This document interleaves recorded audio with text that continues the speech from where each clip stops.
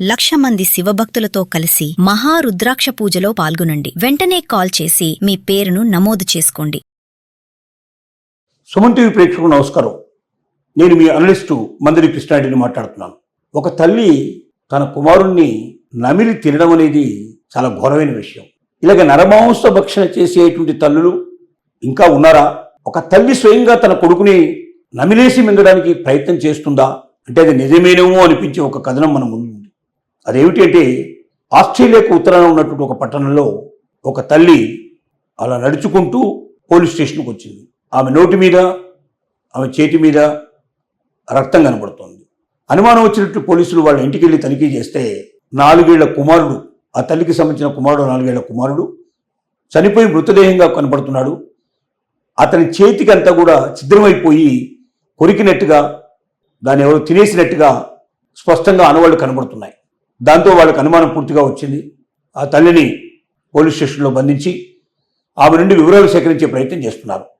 ఈ సంఘటన మొత్తం ఆస్ట్రేలియాని కాదు, ప్రపంచాన్ని ఉలిక్కిపట్టేట్టుగా చేసింది. ఎప్పుడో పురాణాల్లో నరమాంస భక్షకులు ఉన్నారని, వాళ్ళు రోజుకి 2-10 మంది తినేస్తారని, వాళ్ళు రాక్షసులని చెప్పి ఇలాంటి కథలన్నీ మనం విన్నాం. కానీ స్వయంగా ఆస్ట్రేలియా లాంటి ఫార్వర్డ్ కంట్రీస్ లోపల ప్రజలు చైతన్యవంతులు, విద్యావంతులు, ధనవంతులు, అలాంటి దేశం లోపల ఒక తల్లి తన 4 ఏళ్ల కొడుకుని మరి చంపేసి తినడం ప్రారంభించిందా అన్న అనుమానాలు బలపడుతున్నాయి. ఇంకా ఇది రూఢీ కాలేదు. ప్రస్తుతానికి ఎంక్వైరీ దశలో ఉంది. పూర్తిగా మహిళని అన్ని వైపులా ప్రశ్నలు వేస్తున్నారు.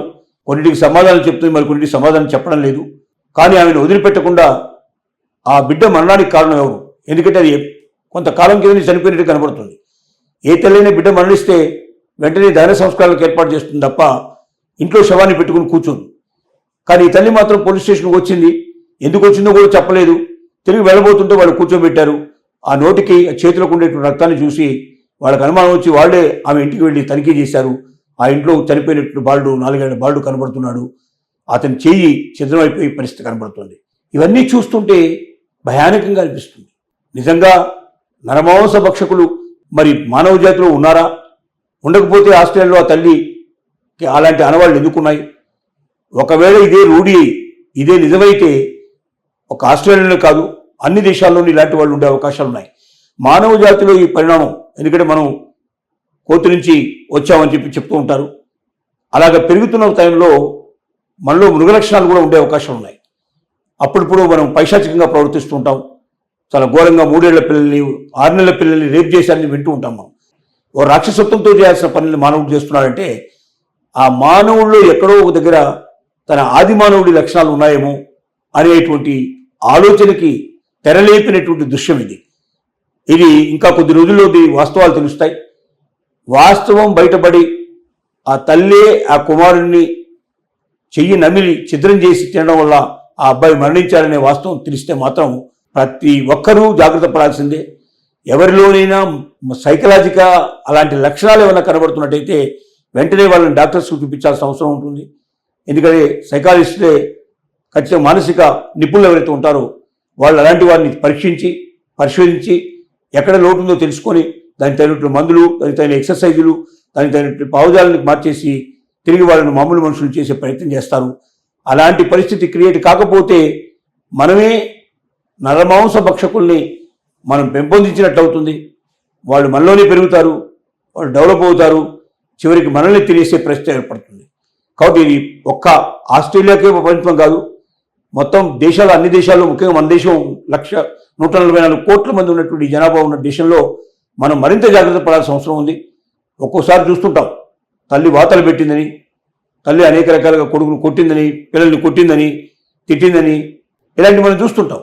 ఒక తల్లి తన కొడుకును, తన బిడ్డను స్వయంగా కాల్చి వాతలు పెట్టే స్థితికి వచ్చిందంటే ఒక రకంగా మనకు మానవ లక్షణాల కన్నా దానవ లక్షణాలు ప్రవేశపడుతున్నాయని చెప్పాలి. ఎందుకంటే 9 మాసాలు మోసిన బిడ్డని కన్నప్పుడు ఆ బిడ్డ పుట్టినప్పుడు ఎంత ఆనందపడుతుందో, ఎంత సంతోషపడుతుందో, అనేక రకాల సేవలు చేస్తుంది, బిడ్డకి మలమూత్రాలను తీసేస్తుంది, అన్ని రకాలుగా తనకు ఒక దైవంలాగా తయారై ఆ బిడ్డను సంరక్షగా ఉండి ఎవరైనా బిడ్డను కొట్టినా తిట్టినా కూడా ఓర్చుకోకుండా గొడవకు వెళ్ళేటువంటి ప్రయత్నం చేస్తుంది తల్లి. అలాంటి తల్లి స్వయంగా బిడ్డలు తినడం మొదలు పెడితే ఇక ఈ ప్రపంచంలో ఎవరు మిగులుతారు? అలాంటి నరమాంస భక్షకులు ఉన్నారా? ఉంటే వాళ్ళ నుంచి మనం ఎలాంటి జాగ్రత్త తీసుకోవాలి? భవిష్యత్తు ఏమిటి?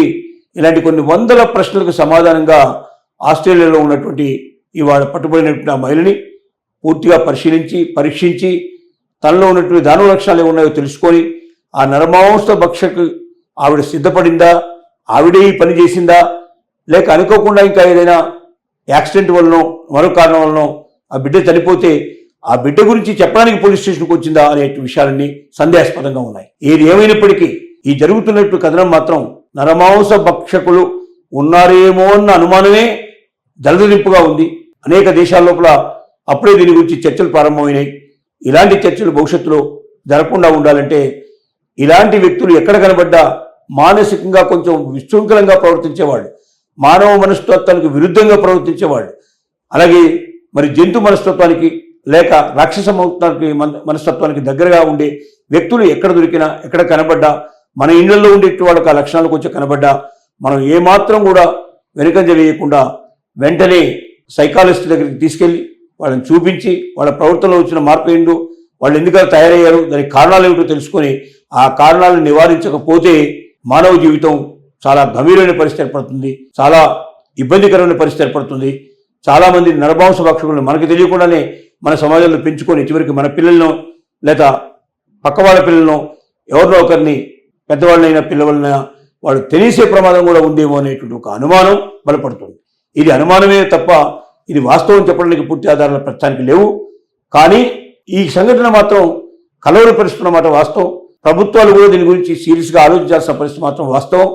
ఇది నిజమైతే ప్రతి ఊళ్ళో ప్రతి టౌన్లో మానసిక మన ఎవరైతే వైద్యులు ఉన్నారో వాళ్ళని పంపించి ప్రతి ఒక్కరిని చెక్ చేసి మనుషుల్లో అలాంటి లక్షణాలు ఉండే వాళ్ళని ఇప్పటి నుంచే మార్చడానికి ప్రయత్నం చేయకపోతే ఇది చాలా పెద్ద ఎత్తున సమాజానికి అవరోధంగా తయారవుతుంది, బాధాకరంగా ఉంటుందని అనిపిస్తోంది.